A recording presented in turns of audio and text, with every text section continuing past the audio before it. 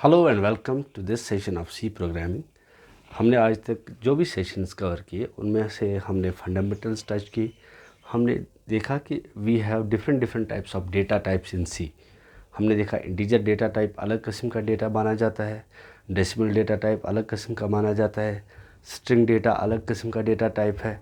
इसी तरीके से हमने देखा कैरेक्टर स्ट्रिंग जो है, कैरेक्टर जो है वो अलग टाइप का डेटा है और other data types which will follow. ठीक, अब उनकी एक फॉर्मेटिंग है उनको प्रिंट करने का एक तरीका है। तो वो तरीका क्या है वो हम समझेंगे with our latest topic on format specifiers and escape sequence and comments.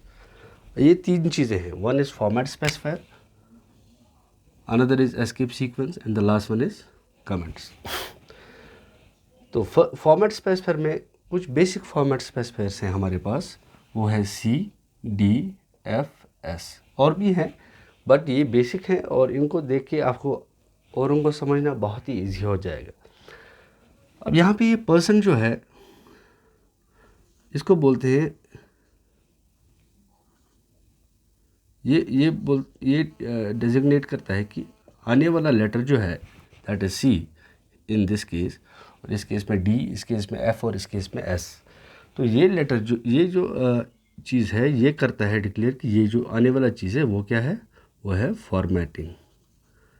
वो कोई कैरेक्टर नहीं है जिसे आपने प्रिंट करना है एक्सक्यूज मी वो एक ऐसी चीज़ है, आने वाली चीज़ ऐसी है जिसको लेके आपको देखना है कि आप किस सीक्वेंस में उसको सेट करोगे, राइट, या उसके बदले आप क्या चीज़, क्योंकि उसका एक इम्प्लिसिट मीनिंग है।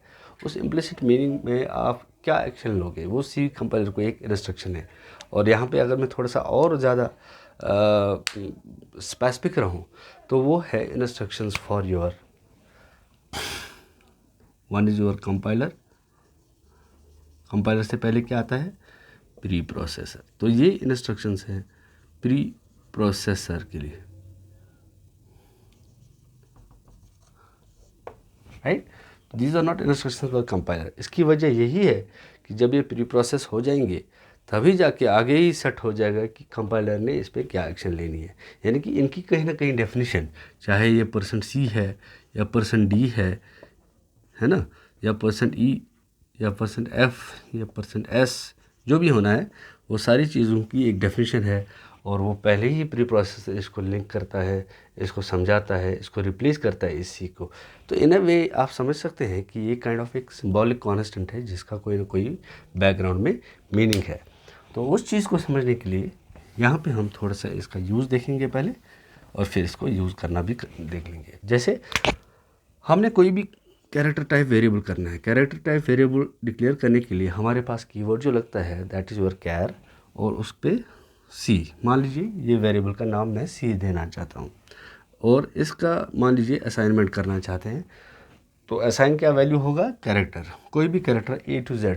मान लीजिए आप डालना चाहते हैं Z, ठीक है जी, यहाँ पे सेमीकोलन।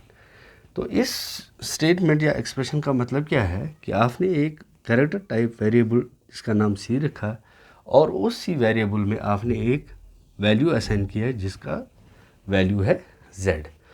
तो ये जब स्टेटमेंट डिक्लेयर हो गई, अब आपको अगर ये प्रिंट करना है तो आपका प्रिंट एफ कैसा, PF हम शॉर्ट में प्रिंट एफ के लिए लिखते हैं। तो आपका प्रिंट एफ कैसा होगा, यहाँ पे मान लीजिए आपने ये इसका C का वैल्यू जो है वो आपने प्रिंट करना है। C का वैल्यू है Z, तो Z का मुझे आउटपुट चाहिए अपने कंसोल पे। उसके लिए हमने क्या करना पड़ेगा, उसके लिए हम C का यहाँ पे अगर हम C देते हैं तो ये C प्रिंट हो जाएगा, मगर मुझे C का वैल्यू करना है। और ये जब C यहाँ पे देते हैं तो ये स्ट्रिंग है, ये वेरिएबल C नहीं है। तो इस वेरिएबल C को का आउटपुट देने के लिए हम यूज़ करते हैं एस्केप सीक्वेंस %C, राइट। और यहाँ पे कॉमा करके उस वेरिएबल का नाम। If you are getting it, आगे सेशन इजी होने वाला है। अब आप इसकी डेफिनेशन देख सकते हैं कि जब प्रिंटएफ है, मैंने हमेशा बोला था प्रिंटएफ में ये डबल कोट से लेकर ये डबल कोट तक जो भी चीज़ है दैट इज़ अ स्ट्रिंग। अब पहली बार हमने इस स्ट्रिंग में बोला कि ये जो परसेंट है ये एक फॉर्मेट स्पेसिफायर है, यानी कि ये सी प्री प्रोसेस को बोलता है कि ये जो सी है ये कोई स्ट्रिंग वैल्यू नहीं है या फिर स्ट्रिंग का कोई कैरेक्टर नहीं है, इसका एक स्पेशल मीनिंग है। और वो मीनिंग क्या है? दैट इज़ कि इसको फॉर्मेट करना है। किस चीज़ का फॉर्मेटिंग करना है? इस वेरिएबल का, सी का। यहाँ पे हमने कॉमा करके उसका दे दिया वैल्यू। तब जब ये एग्जीक्यूट हो जाएगी, इसकी एग्जीक्यूशन बड़ी इंटरेस्टिंग है। तो प्रिंट एफ, मान लीजिए मैं बोलता हूँ, मैं पूरा लिखूँगा print f the value of variable C is percent C comma C and semicolon. अब देखिए, ये जो यहाँ से यहाँ तक है, मैंने बोला था ये सारी चीज़ें क्या है? स्ट्रिंग। बट स्ट्रिंग किस चीज़ की बनी होती है? स्ट्रिंग बनी होती है कैरेक्टर्स की। It's a group of characters. तो यहाँ पे कैरेक्टर क्या है? टी भी कैरेक्टर है, एच भी कैरेक्टर है। ये जो आपने स्पेस डाली इसको हम यहाँ पे इस तरीके से रिप्रेजेंट करेंगे, ये भी एक कैरेक्टर है। फिर वी का वी कैरेक्टर है, ए भी कैरेक्टर है, एल भी कैरेक्टर है, यू भी कैरेक्टर है, ई भी कैरेक्टर है।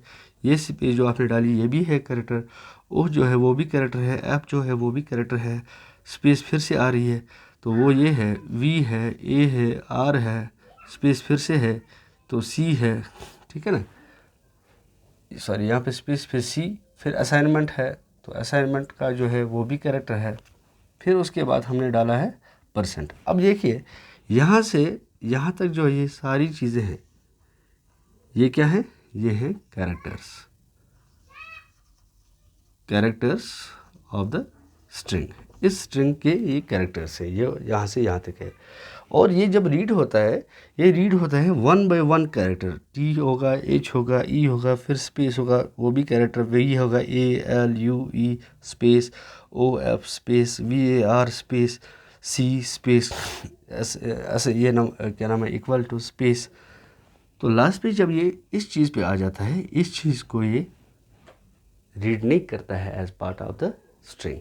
This is a special character.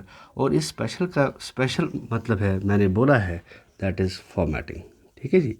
अब इसका मतलब क्या है कि ये जो सी है, ये इसका इनबिल्ट मीनिंग है, उस चीज़ को इन्वोक किया जाए। और वो इनबिल्ट मीनिंग क्या है कि ये रिप्रेजेंट करता है कैरेक्टर्स को। अब खुद तो ये कैरेक्टर नहीं माना गया क्योंकि इसका ये परसेंट ने काम कर दिया। जो ये परसेंट सिंबल है इसको मॉड्यूलो सिंबल भी कहते हैं, वो आप ऑपरेटर्स में देख लोगे। यहाँ पे मैं परसेंट का ही यूज़ करूँगा। तो ये परसेंट सिंबल जो है, ये परसेंट सिंबल यहाँ पे फॉर्मेट स्पेसिफायर है, ये एक कैरेक्टर नहीं है।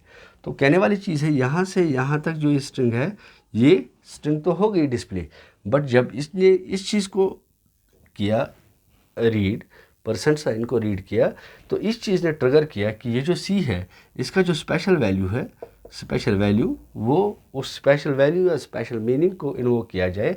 और वो क्या है कि इसके बदले एक कैरेक्टर वैल्यू प्रिंट हो जाए। और मैंने क्या दिया यहाँ पे? कॉमा सी। तो ये सी वाला जो है ये इस वेरिएबल का नाम है जो हमने यहाँ पे डिफाइन किया। ठीक है जी। तो ये कैरेक्टर वैल्यू का वेरिएबल का नाम जो है सी है। तो इसका मतलब है इस सी के बदले ये वाला सी यहाँ पे प्रिंट अप होगा। For the sake of simplicity I will change the name of the variable C to a variable, let us suppose we. ठीक है जी। अब ये वी जो है मेरा क्या है? Character variable. इसलिए मैं यहाँ पे लिखूँगा, ये मेरी खुद की अंडरस्टैंडिंग के लिए, अगर मैं चेंज नहीं भी करूँगा यहाँ पे तो कोई फ़र्क नहीं पड़ेगा आउटपुट पे, लेकिन वी सी आएगा क्योंकि मैंने वेरिएबल वी डिक्लेयर किया, इसलिए रिलेवेंट मीनिंग देने के लिए यहाँ पे स्ट्रिंग का वैल्यू भी यहाँ पे चेंज करूँगा। फिर परसेंट सी तो आएगा ही आएगा, लेकिन सी अभी डिफाइंड है नहीं, मैंने डिफाइन किया है वी, इसीलिए मैं इसमें यहाँ पे डाल दूँगा वेरिएबल वी। अब ये क्या प्रिंट करेगा? ये जब प्रिंट होगा, इसका आउटपुट होना है, ये हम ड्राई रन कर रहे हैं यहाँ पे। जब हम अपना लाइव या डेमोन्स्ट्रेशन की तरफ जाएंगे उसमें हम आपको दिखाएंगे कि एक्चुअली ये कैसे होता है। तो यहाँ पे होगा प्रिंट आउट द वैल्यू, फिर ऑफ भी है, वेर भी है, वी भी है, असाइनमेंट जो है वो भी आएगा। लेकिन परसेंट मैंने आपको बोला वो खुद प्रिंट नहीं होता है। क्यों? क्योंकि वो इसकी सीक्वेंस स्किप करता है या फिर इस प्री प्रोसेसर को बोल देता है कि जो आने वाला कैरेक्टर है वो एक फॉर्मेट स्पेसिफायर है। और मैंने पहले ही बोला जो सी है वो फॉर्मेट स्पेसिफायर है फॉर कैरेक्टर वेरिएबल्स या वैल्यूज़, राइट। तो इसी वजह से यहाँ पे जो ये सी है ये लिंक होता है इस वेरिएबल या वैल्यू के साथ, क्योंकि वेरिएबल वी जो है वो कैरेक्टर टाइप है और ये सी जो है %c ये भी कैरेक्टर टाइप फॉर्मेटिंग है। ये और ये इन अकॉर्डेंस होने चाहिए। ये अगर इसके अकॉर्डेंस में नहीं है तब ये आपको एरर देगा, और जब ये इसके अकॉर्डेंस में है, चाहे आप यहाँ पे वेरिएबल नेम यूज़ करें या फिर खुद कैरेक्टर वैल्यू कोई यूज़ करें, मैं उसकी एग्जांपल थोड़ी देर में देने वाला हूँ। तो v इज़ असाइंड %c का मतलब है यहाँ पे वेरिएबल v, और इस v का वैल्यू जो है वो है z। तो यहाँ पे जो प्रिंट होगा दैट इज़ z। ये होगा आपका output of this program, right. अब एग्जांपल देते हैं हम डायरेक्ट। ये तो हमने पास किया इसमें वेरिएबल, अब हम एग्जांपल देते हैं डायरेक्ट। हम इसमें पास करते हैं आपका वैल्यू। मान लीजिए मैंने कोई कैरेक्टर वेरिएबल डिक्लेयर ही नहीं किया, ये भी मान लीजिए कि मेरे को प्रिंट एफ से केवल डायरेक्ट वेरिएबल का कैरेक्टर वैल्यू प्रिंट करना है। मैं क्या करूँगा, प्रिंट एफ यहाँ पे चूँकि वेरिएबल का वैल्यू या कैरेक्टर वैल्यू मेरे को प्रिंट करना है, तो मैं यहाँ पे लिखूँगा %c। This is for simplicity. और कोई भी कैरेक्टर कैसे रिप्रेजेंट होता है, सिंगल कोट्स में z। This will give you the output z। ये आउटपुट देगा, राइट। तो ये मैंने डायरेक्ट यहाँ पे पास किया है कैरेक्टर वैल्यू, क्योंकि ये खुद एक कैरेक्टर है। z खुद क्या है, कैरेक्टर। वाइल एज अगर मैं वेरिएबल टाइप कोई भी कैरेक्टर टाइप वेरिएबल, मान लीजिए कैर है मेरा v, वही अपना v, और इसमें मैं असाइन करता हूँ वैल्यू z।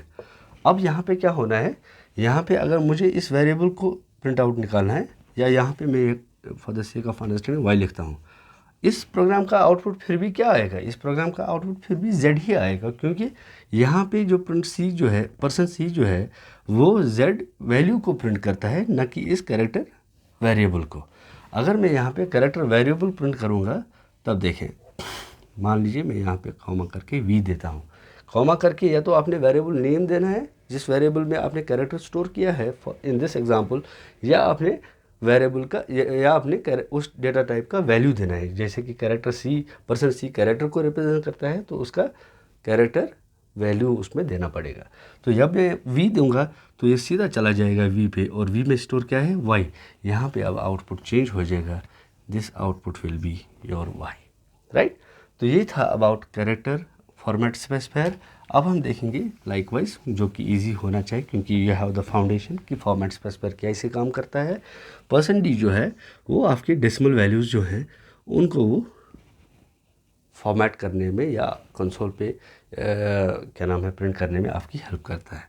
तो वो कंसोल पे कैसे होगा, उसका मान लीजिए कोई भी डेसिमल वैल्यू 10 है, राइट। अब इसकी एग्जांपल मान लीजिए मेरे पास एक इंटीजर टाइप या decimal type variable. Integer type variable तो इंट कीवर्ड लगेगा, राइट। उसके बाद उसमें मान लीजिए उसका नंबर n, वेरिएबल का नाम मैंने रखा, और उसको असाइन कर रहा हूँ मैं वैल्यू 10, जो यहाँ पर मैंने करना चाहा। तो प्रिंट एफ कैसे काम करेगा, प्रिंट एफ यहाँ पे अगर इस वैल्यू को मुझे आउटपुट देना है, उसका आउटपुट देना है, तो ये कैसे काम करेगा, इस यहाँ पे %d के बजाय %c के बजाय %d लगेगा। क्यों, क्योंकि इंटीजर टाइप या डेसिमल टाइप के लिए हमारे पास फॉर्मेट स्पेसिफायर है d। हमारे पास फॉर्मेट स्पेसिफायर क्या है, दैट इज़ d। तो कैरेक्टर के लिए c है, लेकिन इंटीजर या डेसिमल के लिए हमारे पास d है। तो उस d को यहाँ पे % और d कॉमा कोई भी जो डेसिमल वैल्यू होगा, अभी डेसिमल वैल्यू मेरा एक स्टोर है n में, तो मैं n को यहाँ पे पास करूँगा। जैसे मैं इसको प्रिंट करता हूँ, इसको एग्जीक्यूट करता हूँ, तो ये क्या निकलेगा, आउटपुट 10। इसको थोड़ा सा एलाबरेट करके भी समझाएंगे। मान लीजिए मैं इसको इस तरीके से लिख लूँगा, print F value of n is, यहाँ पे %d, n, अब देखें, मैंने बोला printf केवल स्ट्रिंग का आउटपुट देता है। हम इसको एज आर्गूमेंट लेते हैं अंदर और उसी को ये वापस आपके कंसोल यानी कि आपकी स्क्रीन पे दे देगा। अब यहाँ पे समझने वाली चीज़ क्या है, ये कैरेक्टर्स 1 पे वैल्यू 1 प्रिंट होते हैं, VALUE वैल्यू, ये आउटपुट में इसका बता रहा हूँ। फिर स्पेस करके स्पेस आएगी, OF ऑफ आएगी, स्पेस फिर से N आएगा, असाइनमेंट ऑपरेटर सीधा का सीधा, %D जो यहाँ पे ये परसेंट साइन आ गया है, अब ये इसको स्किप करेगा, ये प्रिंट नहीं होता है क्योंकि इनके स्पेशल वैल्यूज़ हैं इनके बाद आने वाले कैरेक्टर्स के। और उस D का जो वैल्यू है, D का जो इम्प्लिसिट मीनिंग है वो क्या है कि आपने डेसिमल वैल्यू प्रिंट कराना है। तो जब मैं यहाँ पे %D लिखता हूँ तो इसके बदले क्या प्रिंट होना है, इसके बदले प्रिंट होना है कोई भी डेसिमल वेरिएबल का वैल्यू या सीधा सीधी डेसिमल वैल्यू। यहाँ पे मैंने डेसिमल वेरिएबल का वैल्यू दिया %DN, तो n का जो वैल्यू है दैट इज़ 10। ये देखिए यहाँ पे n is assigned a value of 10, उस वजह से यहाँ पे इज इक्वल के बाद %D जो है मिला के इसके बदले प्रिंट होगा value of n that is 10। तो ये होगा इसका आउटपुट। तो ये जो मैंने स्ट्रिंग यहाँ से यहाँ तक डाली, ये एक कमेंट टाइप का है और ये एक्चुअली यूज़र को थोड़ा सा ये फील देने का है कि आपका आउटपुट क्या आ रहा है, सो दैट वो इस 10 का वैल्यू मीनिंग आराम से समझे। हालांकि यहाँ पे अगर यूज़र प्रोग्रामर ही है तब वो इसको ये लिखने की ज़रूरत नहीं है, लेकिन अगर प्रोग्रामर के बगैर कोई यूज़र है, प्रोग्राम मैंने बनाया और मेरी एप्लीकेशन को आप यूज़ कर रहे हो, तब आपने पता होना चाहिए कि 10 का है। इसीलिए एलेबोरेशन के साथ अपना प्रोग्राम बनाएं, ऐसा शॉर्टकट्स में ना बनाएं, पूरा लिखें value of n is equal to 10, right. तो ये एक एथिकल चीज़ थी जो मैंने आपसे कहा कि प्रोग्रामर्स मस्ट फॉलो एथिक्स। और एथिक्स क्या है, यहाँ पे जो भी आप कोड लिख रहे हैं वो दूसरों को भी समझ आए, चाहे वो फेलो प्रोग्रामर्स हों या फिर आपके एंड यूज़र हो एप्लीकेशन के, राइट। तो ये था %D यानी कि डेसिमल वैल्यू। इसी तरीके से हमारे पास है वैल्यू ऑफ f। अब देखें, ये मेरे पास है फ्लोट मैंने बोला था आपको, फ्लोट जो हमारे पास क्या नाम है, डेसिमल वैल्यूज़ होते हैं यानी कि जिनमें डॉट आता है, ठीक है जी। फ्लोटिंग पॉइंट वेरिएबल जो होते हैं 4.5, 7.3, ठीक है जी। ये सारी चीज़ें जो है इनको आप यहाँ पे C में बोल रहे हैं फ्लोट वैल्यूज़। तो फ्लोट वैल्यू में फ्लोट लेट अस सपोज कोई भी वेरिएबल जी मैंने वेरिएबल का नाम रख दिया, right. G is assigned a value of, ये अब यहाँ पे मैंने थोड़ा सा अलग अलग दिखाया, वैसे भी अगर चाहें तो एक साथ भी लिख सकते हैं 4.53। सेमीकोलन आप देख रहे हैं मैं नहीं बोलना चाहता हूँ और आपको भी नहीं बोलना है, राइट। क्योंकि हम रिटन लैंग्वेज में अभी जा रहे हैं, क्योंकि C हम टाइप कर रहे हैं या राइट कर रहे हैं, तो इसी वजह से अगर आप ये सेमीकोलन या टर्मिनेटर जिसे मैंने कहा था, अगर ये आप बोल रहे हैं, आपका ये प्रोग्राम एरर देगा, राइट। उस चीज़ को अवॉइड करने के लिए मैं इवन इफ यहाँ पे बोर्ड पे भी लिख रहा हूँ, मैं सेमीकोलन फिर भी पंच करता हूँ। उसकी वजह यही है कि आपकी ये आप आदी हो जाएं, आपकी आदत बन जाए, और जब आदत बनती है तो आप उसको सबकॉन्शियसली भी प्लेस करते हैं। अदरवाइज़ कॉन्शियसली भी अगर ये आपने आदत नहीं बनाई तो कॉन्शियसली भी आप वो डाल नहीं पाते कई बार और आपका प्रोग्राम एरर देता है, right. G is assigned a value of 4.53। अब मैं यूज़ करूँगा प्रिंटफ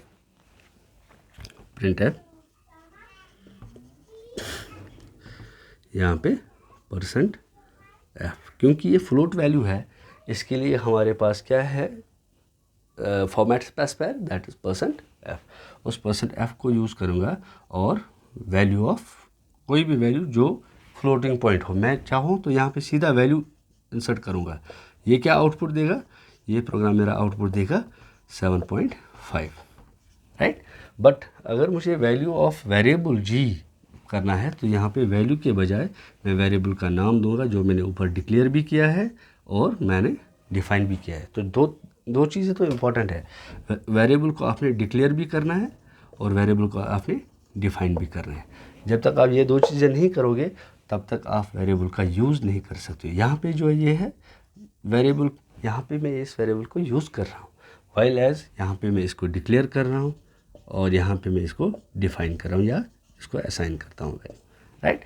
इसी तरीके से यही 3 चीज़ें और यही 3 स्टेप्स जो हैं ये आपके फंक्शंस भी होते हैं। फंक्शन भी आपको पहले डिक्लेयर भी करनी है, यूज़र डिफाइंड फंक्शन की बात कर रहा हूँ। इसी तरीके से फिर वो डिफ़ाइन करनी है और लास्ट पे यूज़ को हम बोलते हैं कॉल करने हैं, राइट, कॉल करनी है। ये 3 चीज़ें वहाँ पे भी आपके फॉलो होते हैं। और लास्ट पे हमारा जो इसके ये फॉर्मेट स्पेसिफायर है दैट इज़ योर %s या स्ट्रिंग, ठीक है ना।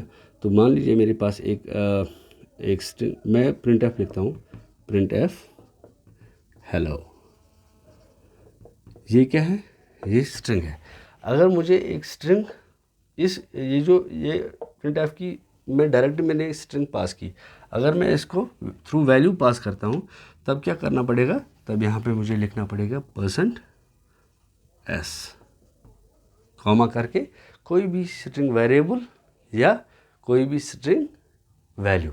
स्ट्रिंग वैल्यू क्या हो सकता है, डबल कोट्स में फिर से डालना पड़ेगा क्योंकि स्ट्रिंग हमेशा डबल कोट्स में आती है, कैरेक्टर हमेशा सिंगल कोट्स में आता है, राइट। ये चीज़ अगर आपको याद है तब आप समझ जाओगे कि मैंने ये हेलो जो लिखा है ये एक बजात खुद स्ट्रिंग है और यहाँ पे जो ये % है ये कहता है कि इसको फॉर्मेटिंग टाइप क्या है, स्ट्रिंग, और वो स्ट्रिंग का वैल्यू फिर वो ढूंढेगा कॉमा के बाद, जो कॉमा के बाद पहला वैल्यू होगा वो होगा इस एस के बदले। तो इसी वजह से ये प्री प्रोसेसर इसको रिप्लेस करता है इस एस को विद हेलो, और यहाँ पे %s के बदले क्या आ जाता है इस स्ट्रिंग में, हेलो। ये काम होता है एक्चुअली आपके प्री प्रोसेसर का, राइट। और अगर इसको थोड़ा सा एलैबोरेट करें तो स्ट्रिंग वेरिएबल डिक्लेयर कैसे करेंगे। स्ट्रिंग का कोई अपना वेरिएबल नहीं होता है, उसके लिए एक और कॉम्प्लेक्स थॉट है, वो है कैरेक्टर एरे, ठीक है ना। तो कैरेक्टर एरे जो होती है उसी को हम in other word single dimensional character array को ही हम क्या बोलते हैं, हम उसका नाम बोलते हैं स्ट्रिंग। जैसे फॉर एग्जांपल ये है कैर, ठीक है ना, मान लीजिए इसका नाम मैंने लिखा str is assigned char str, फिर यहाँ पे डालना पड़ेगा आपको ये लॉन्ग ब्रेसेस, राइट। और इसके बाद इसमें आप असाइन कर सकते हो हेलो, राइट। अब इसका मतलब क्या है, इसका मतलब है कैर एक क्या है, स्ट्रिंग एक क्या है, कैरेक्टर वेरिएबल। मगर चूंकि ये लॉन्ग ब्रेसेस जब हमने इसके साथ इंसर्ट किए वो आप अरेज में देख लोगे, तो इसका मतलब ये है कि ये एक अकेली स्ट्रिंग अकेला कैरेक्टर नहीं है, it is a group of characters. वो यहाँ पे हम इनसे डायमेंशन से यूज़ करते हैं और यहाँ से ये सिंगल ब्रेस से क्लोजिंग ब्रेस तक, इसका मतलब है कि एक 1 डायमेंशन एरे है और ये कैसी होगी, ये ऐसी होगी। अगर मैं इसमें 10 करता हूँ तो इसका मतलब है इसमें 10 कैरेक्टर स्टोर होंगे। मान लीजिए 1 2 3 4 5 6 7 8 9 10 तक, ठीक है जी। बट अगर मैं इसको यहाँ पे खुला छोड़ देता हूँ, वो भी कोई एरर नहीं देगा, तभी ऑटो रिसाइज हो जाएगी। जितना भी आप स्ट्रिंग वैल्यू यहाँ पे दोगे, जैसे HELLO कितने हो गए, 1 2 3 4 5, तो ये 1 2 3 4 5 यहाँ तक की ये एरे बन जाएगी। 1 2 3 4 5, H यहाँ पे स्टोर होगा, E यहाँ पे स्टोर होगा, L यहाँ पे, L दूसरा यहाँ पे और O यहाँ पे। और इसी चीज़ को अगर हम यहाँ पे प्रिंट निकालना चाहते हैं इसी चीज़ का, तब हमने %s जो है उसको कौन सा वैल्यू देना पड़ेगा, str का, क्योंकि str मेरी 2 चीज़ें, मैंने वेरिएबल, ये वेरिएबल का नाम है, मैंने वेरिएबल को यूज़ करने से पहले 2 चीज़ें बोला था, वो गोल्डन रूल है, थंब रूल है, दैट इज़ कि ये डिक्लेयर होना चाहिए। क्या यहाँ पे str डिक्लेयर्ड है, यस। तो मैंने ये भी बोला था वो डिफाइंड होना चाहिए, डिफाइंड है, यस, इसका वैल्यू आपने डिफाइन किया है। तो जब आप इस स्ट्रिंग को str वेरिएबल को यहाँ पे पास करोगे एंड यहाँ पे फॉर्मेट स्पेसिफायर की माध्यम से इसको स्पेसिफाई भी करोगे, तब आपका str जो है उसका वैल्यू आउटपुट आएगा and that will be hello, right. तो ये था अबाउट स्ट्रिंग और format specifiers. Likewise we have %u%, वो इतने खास नहीं है, if you can go through them, और अगर हमें आगे कहीं वो लगा तो हम उसको डिफाइन करेंगे, राइट। तो ये है escape sequence, escape sequence. Escape sequences ऐसी चीज़ें हैं, अब बिसाइड्स ए फ्यू, जो यूजुअली आपको वो दिखाई नहीं देंगे कि उसका आउटपुट निकला, है ना। तो वो क्या चीज़ है वो मैं आपको यहाँ पे प्रैक्टिकली समझाऊंगा, लेकिन कई चीज़ें हैं जो आपको फील देंगे कि हाँ वो चीज़ प्रिंट हो गई, ठीक है ना, या उसका आउटपुट आ गया। मान लीजिए मेरा पहला एस्केप सीक्वेंस क्या है, स्लैश, तो ये भी इसी प्रिंट एफ के माध्यम से मैं समझाने की कोशिश करूँगा। जैसे प्रिंट एफ, यहाँ पे क्या होगा, प्रिंट एफ के बाद मुझे अगर ये यहाँ पे ऐसे टाइप करना है हेलो, ठीक है ना, फिर मैं यहाँ पे चाहता हूँ मैं निजी लाइन आउटपुट क्या आएगा, आउटपुट भी आएगा हेलो। अब यहाँ पे मैं चाहता हूँ मैं लिखूँगा गाइस, इवन इफ़ आप इसको नेक्स्ट लाइन में भी लेके जाओगे, फिर यहाँ पर सेमीकोलन डालोगे, फिर भी सी जो है वो इसको, मैंने कहा था लास्ट टाइम वाइट स्पेस, ये जो है ये यहाँ से यहाँ तक जो आपने न्यू लाइन क्रिएट की या स्पेस है या कोई और चीज़ है उसको सी मानता है वाइट स्पेस, तो वो प्रिंट नहीं होता है। तो इसी वजह से हमारे पास एक चीज़ है जिसका हम सहारा लेके इसको 2 लाइन्स में आउटपुट दे सकते हैं, और वो क्या चीज़ है, वो है एस्केप सीक्वेंस स्लैश एन। मैंने हेलो लिखा, उसके बाद मैं लिखता हूँ स्लैश एन, उसके बाद लिखता हूँ गाइस। अब देखिए ये जो प्रोग्राम है इसका आउटपुट डिफरेंट आने वाला है। आउटपुट क्या आएगा, पहली लाइन में आएगा हेलो, दूसरी लाइन में आएगा गाइस। क्यों, क्योंकि अब देखिए इस प्रिंटफ में क्या स्ट्रिंग है पास की गई है, हेलो गाइस, और एक यहाँ पे बीच में ये जो चीज़ है इस चीज़ को आप देख लें, जो एच है वो एस एच प्रिंट होगा, ई जो है एस एच प्रिंट होगा, एल एल सेम, ओ लाइकवाइज प्रिंट होगा एज सच।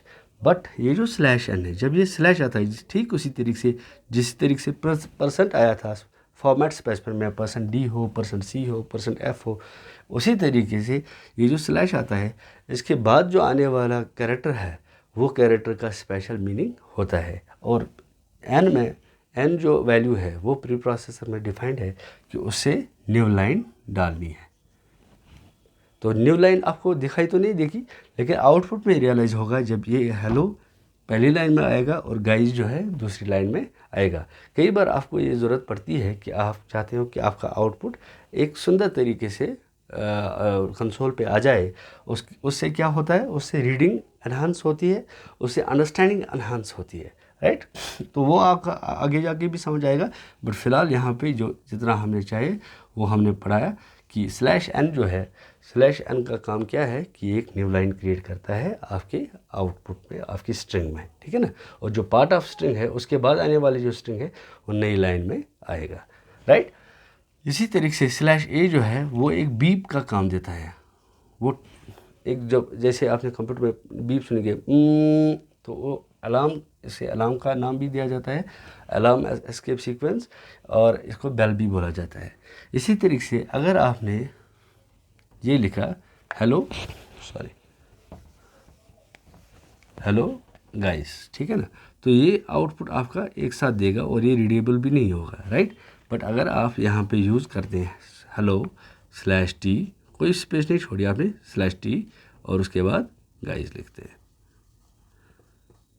तब ये चीज़ क्या आउटपुट देगा आपका, ये देखा हेलो, और ये स्लैश टी जो है ये टैब के लिए है, ये टैब का काम करेगा। यहाँ पे एक बड़ी सी स्पेस है ना, तो 2.5 स्पेसेस की स्पेस बार के पंजे के बराबर होती है, तो बड़ी सी स्पेस आके गाइस आएगा। ये भी से आपकी फॉर्मेटिंग को या आउटपुट को खूबसूरत तरीके से रिप्रेजेंट करने के लिए लगते हैं ये चीज़ें, राइट। इसी तरीके से अगर आपने देखे, अब यहाँ पे चीज़ है, अगर आपने स्ट्रिंग का ये देखा, जब हम स्ट्रिंग प्रिंट आउट में पास करते हैं हेलो, राइट, ये आपने प्रिंट आउट में डाल दी ये स्ट्रिंग, क्या ये डबल कोट प्रिंट होता है, नहीं होता है। तो अगर आपने डबल कोट को भी प्रिंट करना है तो उसके लिए क्या लगेगा, उसके लिए अलग एस्केप सीक्वेंस लगेगा, that will be your slash और फिर double quote, slash double quote hello slash double quote, फिर ये वाला डबल कोट, ये वाला डबल कोट जो है ये प्रिंट एफ का है, वेल एज ये वाला डबल कोट जो है ये आउटपुट होने वाला, ये आउटपुट आने वाला डबल कोट है, इसीलिए slash double quote hello slash double quote. जैसे एग्जांपल में आउटपुट इसका क्या आएगा, इसका आउटपुट आएगा double quote slash double quote hello double quote. ये डबल कोट्स वाला आउटपुट आपके पास आएगा।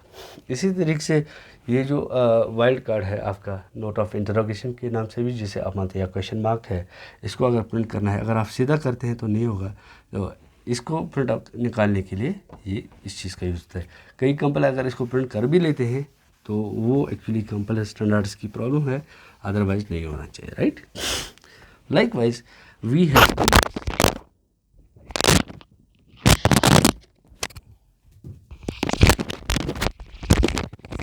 एक्सक्यूज मी, मेरी माइक गिर गई थी। तो लाइकवाइज वी हैव कमेंट्स। तो कमेंट जो है वो हम किस लिए यूज़ करते हैं, मैंने यहाँ पे दिखाया था। अभी तक हम जो ये स्लैश पढ़ रहे थे, दिस वाज बैकवर्ड स्लैश, ठीक है ना, बैकवर्ड स्लैश।